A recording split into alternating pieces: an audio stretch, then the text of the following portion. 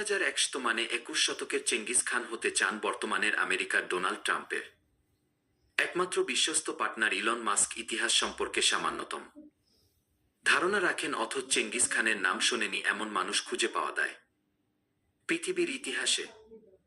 অন্যতম অপরাজিত জেনারেল তিনি। তার সমকক্ষ সেনাপতির সংখ্যা মাত্র হাতে গোনা কয়েকজন। যিনি একভাবে জয় করেছিলেন পৃথিবীতে সবচেয়ে বেশি অঞ্চল এবং যিনি একই সাথে 4 কোটি নিরাপরাধ মানুষের মৃত্যুর দায়ী। ধ্বংস, হত্যা, চাতুর্য, ক্ষমতা, লিপ্সা এবং রণকুশলতার এক অভূতপূর্ব মিশেলে গড়া চেঙ্গিস খানের জীবন কাহিনী যেন একটি জীবন্ত সিনেমার মতো। তার ঘটনা বহুল জীবনের রোমাঞ্চকর উত্থান পতন এবং অচিন্তনীয় ধ্বংসলীলা সম্পর্কে না জানলে ইতিহাসের এক গুরুত্বপূর্ণ অধ্যায় হয়তো আপনার অজানাই থেকে যাবে। তাই চেঙ্গিস খানের জীবনের কিছু বিস্ময়কর তথ্য দিয়ে সাজানো হয়েছে আজকের ভিডিওটি। 17 বছর বয়সে তেমুজিন ঘরে তুলে আনলেন তার বাল্যবধূ বর্তেকে। বহুগামী চেঙ্গিসের জীবনের হাজার হাজার নারীর সঙ্গ। আসলেও বর্তে ছিল তার প্রথম ও শেষ ভালোবাসা।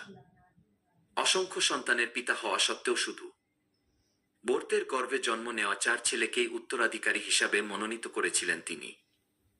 বর্তে আর তেমুজিনের এই ভালোবাসা ইতিহাসে বেঁচে আছে অনন্য হয়ে। বেঁচে আছে বর্তের গর্ভে জন্ম নেওয়া চেঙ্গিসের 4 ছেলের নাম জোচি, তুলুই, ওদেগি, চুগতাই খানের মাধ্যমে।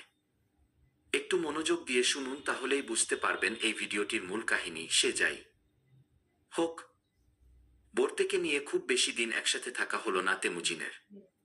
কিছুদিনের মধ্যেই আবারও এল বিচ্ছেদ।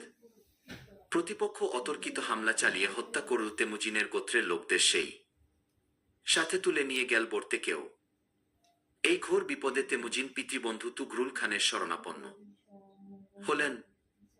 তুগরুল খান ছিলেন এক শক্তিশালী গোত্র প্রধান এবং চেঙ্গিসের পিতার রক্তের ভাই। সেকালে মঙ্গলরা ছোটবেলায় ব্লাড ব্রাদার বা রক্তের ভাই সম্পর্কে আবদ্ধ হতেন হাত কেটে রক্ত বিনিময় করে। ব্লাড ব্রাদাররা আজীবন একে অপরের প্রতি বিশ্বস্ত থাকার প্রতিশ্রুতিবদ্ধ হতেন। এছাড়াও বর্তেকে উদ্ধার করতে চেঙ্গিস সাহায্য চাইলেন তার নিজের রক্তের ভাই জমুখার কাছে। অবশেষে উদ্ধার করা হলো বর্তেকে। ফিরিয়ে আনার কিছুদিন পরেই বর্তের গর্ভে জন্ম নীল চেঙ্গিসের বড় ছেলে জোচি। কিন্তু শত্রু শিবির থেকে বর্তের মুক্ত হওয়ার মাত্র 9 মাস পর জন্ম হওয়ায় জোচির পিতৃ পরিচয় নিয়ে কানাঘুষা শুরু হলো। তবে চেঙ্গিস আজীবন জোচিকে নিজের সন্তান হিসাবে পরিচয় দিয়েছেন। ঠিক তেমনি ইলন মাস্ক শুধু প্রযুক্তির অগ্রদূত নন, ব্যক্তিজীবনেও এক বিস্ময়কর চরিত্র।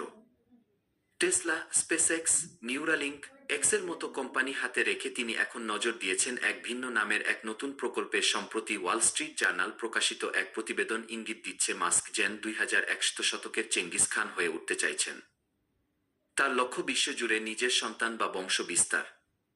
প্রসঙ্গত, চেঙ্গিস খান একসময় যুদ্ধ করে তৈরি করেছিলেন বিশাল সাম্রাজ্য, আর তার উত্তরসূরি ছড়িয়ে পড়েছিল দুনিয়ার নানা প্রান্তে। আধুনিক গবেষণায় দেখা গেছে আজকের দিনে পৃথিবীর প্রায় 1 কোটির বেশি পুরুষ বহন করছেন চেঙ্গিস খানের জিন।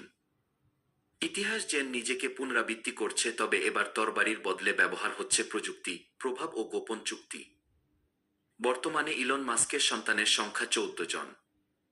এদের মা 4 জন নারী, তার প্রাক্তন স্ত্রী লেখিকা জাস্টিন উইলসন, গায়িকা গ্রিমস, নিউরালিঙ্কের ডিরেক্টর শিভন জিলিস এবং সাম্প্রতিক সময়ে আলোচনায় আসা ইনফ্লুয়েন্সার অ্যাশলে সেন্ট ক্লেয়ার। তবে গোপন সূত্র বলছে এই সংখ্যা আরও বেশি হতে পারে। মাস্কের সন্তান সংখ্যা কেবল ব্যক্তিগত পছন্দ নয়, বরং এটি তার বৈশ্বিক দৃষ্টিভঙ্গির অংশ। তার মতে, বিশ্বজুড়ে জন্মহার হ্রাস পাওয়া মানব সভ্যতার জন্য ভয়াবহ হুমকি। মানব জাতির বিলুপ্তি ঠেকাতে হলে আরও সন্তান দরকার, বিশেষ করে মেধাবী ও উদ্ভাবনী লোকদের, এমনটাই বারবার বলে আসছেন মাস্ক। ওয়াল স্ট্রিট জার্নালের প্রতিবেদনের মূল ভিত্তি 26 বছর বয়সী ইনফ্লুয়েন্সার অ্যাশলে সেন্ট ক্লেয়ার, যিনি 2024 সালের সেপ্টেম্বরে মাস্কের 13তম সন্তানের জন্ম দেন, যার নাম রোমুলাস। অ্যাশলে জানান, মাস্ক তাকে সামাজিক যোগাযোগ মাধ্যমে খুঁজে নেন, সম্পর্ক গড়ে তোলেন এবং তাকে সন্তান নেওয়ার প্রস্তাব দেন। পরে তাকে সন্তানের পরিচয় গোপন রাখতে একটি গোপনীয়তা চুক্তিতে সই করতে বলেন, যার বিনিময়ে দেওয়া হতো বিপুল অর্থ। অ্যাশলে সেই চুক্তিতে সই না করে ঘটনা প্রকাশ্যে আনেন। তার বক্তব্য, আমি চাই না আমার সন্তান তার বাবার পরিচয় গোপনে জানুক।